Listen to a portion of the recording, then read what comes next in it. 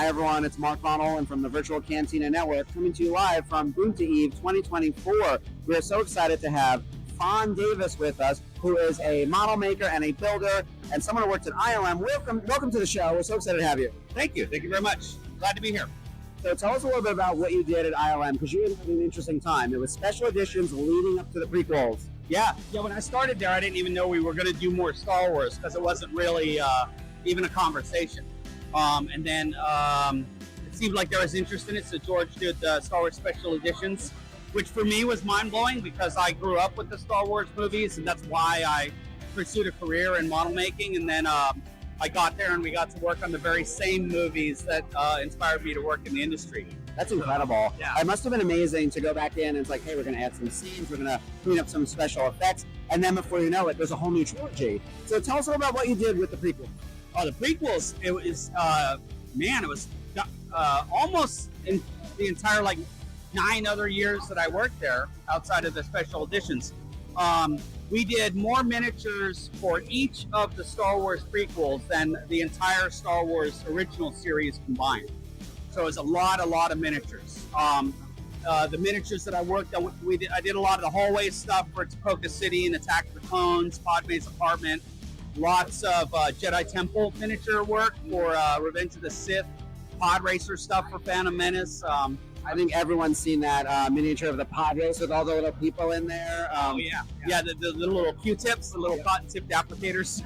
Yeah, that was a lot of fun. I thought that was really interesting working on the prequels. So I thought, there's this little kid in you that's inspired by Star Wars. You grow up and you get to work at ILM, and I thought it would be pretty nostalgic to work on the prequels, but because it was such a departure from the original series, it was amazing, but it didn't have that same vibe as when you got an opportunity to work with something like R2-D2 or Boba Fett's armor or things like that. Yeah.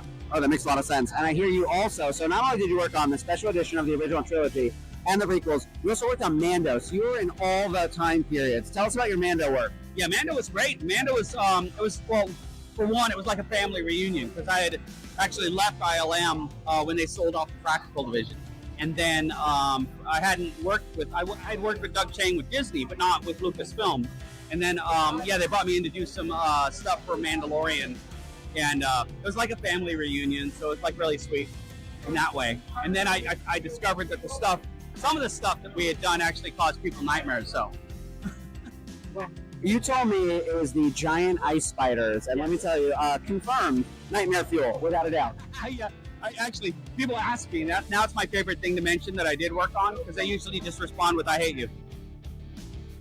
Look, you're not alone. When you play a villain, sometimes that happens. We had Nelson Lee, the senator from Ahsoka, and it was like, everyone boo this man. Yeah, good times. Thank you so much for being here. We're thrilled to have you. Tell everyone where we can find you on social media.